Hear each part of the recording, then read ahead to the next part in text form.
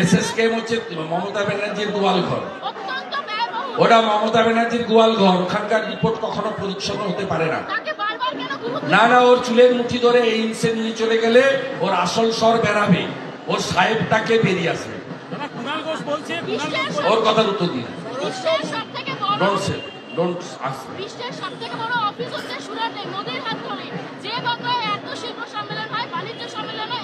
এই রাজ্যের নেতৃপটে শিল্প ভাগান গুজরাটে তৈরি হওয়া কারখানাকে ডিনামাইট দিয়ে উড়িয়েছেন সিঙ্গুরে। এর দ্বারা কোনো শিল্প হতে পারে না। দেউচা পাঁচামিতে নাকি 10 লক্ষ লোক চাকরি পাবে। কে কে পেলেন চাকরি? কে পেয়েছেন চাকরি? এত কয়লা উঠবে, বিদ্যুৎ নাকি সস্তা হয়ে যাবে, পাথর ছাড়া তার কিছু উঠছে না। 200টা অরিজিনাল ডিসিআর আর 800টা জাল ডিসিআর। আগে বোলপুরে যেত মাল, এখন সোজা কালীঘাটে যাচ্ছে মাল।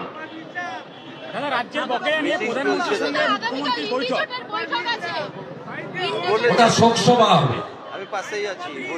সেমিফাইনালে হেরেছে ছত্তিশগড়, মধ্যপ্রদেশ, রাজস্থান। সেই জন্য কালকে শোকসভা হবে, নীরবতা পালন হবে এবং মিটিং এর শেষে সবাই মিলে গয়ায় যাবে পিন্ডি দিতে।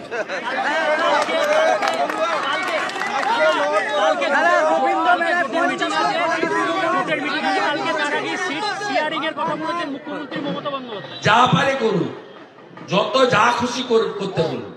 400 সিট নিয়ে নরেন্দ্র মোদী আসবে। 400 লিখে রাখুন, রেকর্ড করে রাখুন। প্রধানমন্ত্রীর সঙ্গে বৈঠকের আগে আজকে মুখ্যমন্ত্রী একটি রণকৌশল ঠিক করে বৈঠক করেছেন, কি বলবেন? প্রধানমন্ত্রীর সঙ্গে বৈঠকের আগে কি রণকৌশল? ও তো পিসি ভাইপোর পার্টি, ওর তো কোম্পানি, তার আবার রণকৌশলের কি আছে? আপনি আমার থেকে বেশি জানেন না, 21 বছর ছিলাম ওখানে। কেউ কথা বলে না, পিসি তার ব্যাগ থেকে একটা করে বের করে পড়ে আর সবাই বলে হ্যাঁ দিদি, হ্যাঁ দিদি, হ্যাঁ দিদি, যা বলেছেন না।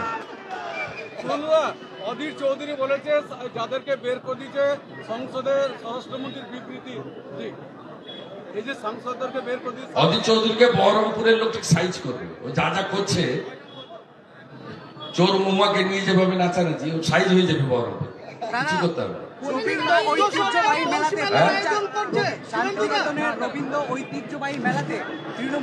ওই রে কাজল শেখের যে ভাগনা আছে বাপ্পা, তাই তো না বাপি, সে 25 টাকা রেন্ট ছিল স্টলের, 100 টাকা করে রেন্ট করেছে। কাজলের ঘর থেকে কুপন দেওয়া হচ্ছে স্টলের। কেস্টোর জায়গা এখনো ও নিয়ে নিয়েছে। আমার কাছে সব আছে, এদের সব জানি আমি, A to Z। এদের সবার পরিণতি একই হবে।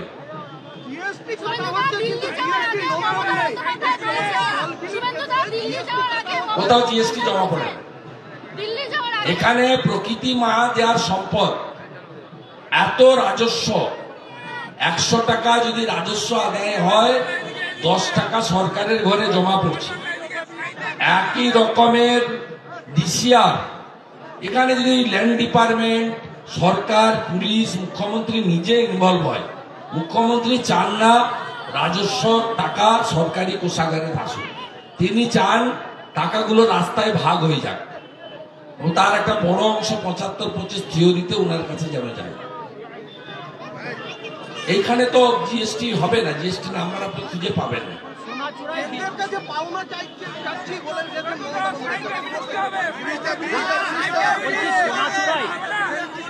সোনাচূড়ায় বিজেপির বুথ সভাপতিকে গ্রেফতার করেছে তৃণমূলকে মারার জন্য, কি বলছেন? মিথ্যা মামলা। আগামীকাল ওই থানাতে বিজেপির নির্বাচিত পঞ্চায়েত সদস্যরা ধর্ণা দেবে। আজকেও প্রতিবাদ হয়েছে স্থানীয় স্তরে, কালকে ধর্ণা দেবে। মিথ্যা মামলার বিরুদ্ধে যেখানে যেতে হয় যাব, আমার পুরোটাই নজরে আছে।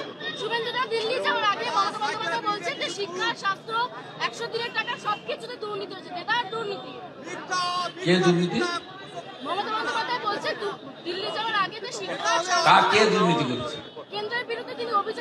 কেন্দ্র শিক্ষা তো রাজ্যের দায়িত্ব, স্বাস্থ্য তো রাজ্যের দায়িত্ব। উনি তো স্বাস্থ্যমন্ত্রী। স্বাস্থ্য সাথীর কার্ড চলে? চলে? কেউ নেয়? হসপিটাল গুলো কিছু আছে? গেরুয়া রং না করলে গেরুয়া রং না করলে দেওয়া হবে না টাকা, টাকা দেওয়া হবে না। আগে চোর জেলে যাবে, জব কার্ডের যারা অরিজিনাল টাকা পাবেন কাগজ গুছিয়ে রাখবেন, দেরি হলেও আমরা দেব, কিন্তু তার আগে চোরেদের জেলে পাঠাতে হবে। পুকুর নেই, পুকুর কেটেছে, হ্যাঁ কিনা বলুন? 15টা 20টা করে পুকুর দেখিয়ে পুকুর কেটে নেয়নি। মেটেরিয়াল সাপ্লাই ঠিকাদাররা, ঠিকাদার গুলো কাদের লোক? সব ওদের ভাই ভাস্তারা।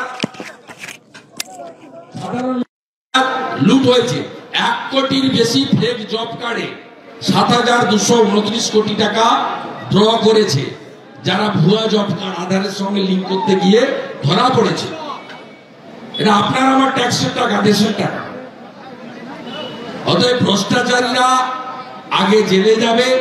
মমতা ব্যানার্জির সাহস থাকলে মানরেগা নিয়ে সিবিআই তদন্ত করুন, 3 মাস টাইম দিন, চোরেদের জেলে পাঠান, অরিজিনাল লোকরা তারপরে টাকা পেয়ে যান।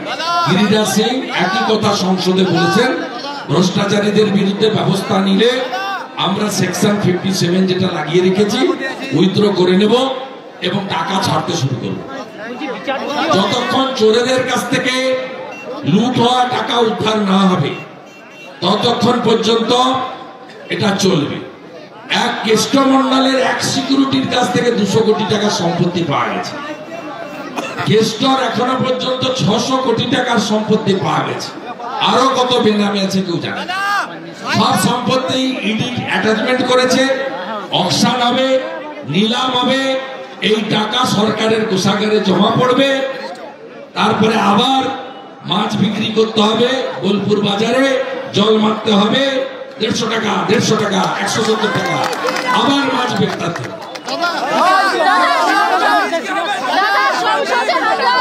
ভয়ঙ্কর ষড়যন্ত্র।